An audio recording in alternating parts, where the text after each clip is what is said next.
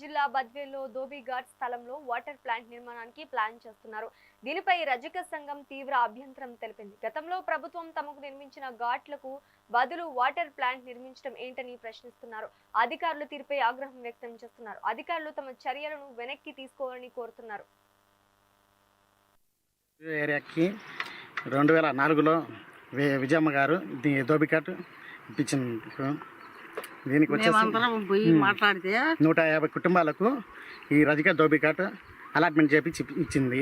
దానికి BC corporation వాళ్ళు వచ్చేసి ధోబిఖానా బోరు తొట్లు అవన్నీ కట్టించినారు. అప్పటి నుంచి కొనసాగుతూనే ఉంది.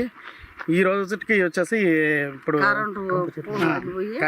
ఈరోజు వచ్చేసి ఈనాడు 4 రోజుల కిందట వచ్చేసి కమిషన్ సార్ వచ్చేసి ఈ కంప కొట్టించి మీకు ఒక 20 సెంట్లు కొలతేసి మీది సపరేట్ చేసి మిగతాది ఏదన్నా అంటే వేరే వాళ్ళకి ఇస్తామని చెప్పినారు.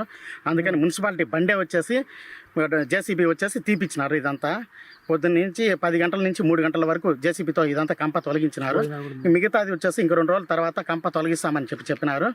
ఈరోజు మళ్ళీ ఇంకా 3 రోజుల తర్వాత వచ్చి చూస్తే మళ్ళీ వాళ్ళు ఎంఆర్ఓ సార్ వచ్చేసి ఈడ ఇది వచ్చేసి స్వచ్ఛ భారత్ వాటర్ ప్లాంట్ మాకు ఏడ స్థలాలు లేవు, వేలు లేవు, వంకలు లేవు, అవన్నీ లేవని మేము పోయి ఆ అమ్మతో మరపెట్టుకున్నాక మాకు ఈ ధోబిఖానా కట్టించింది ఆమె అయ్యమ్మతోనే.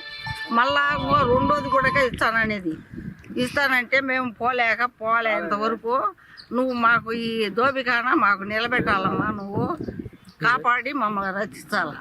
మేము 150 కుటుంబాలు ఉన్నాయి. 150 కుటుంబాలు దీని మీద ఆధారపడి ఉన్నాం. మేము మాకు ఏడ స్థలాలు లేవు, వేలు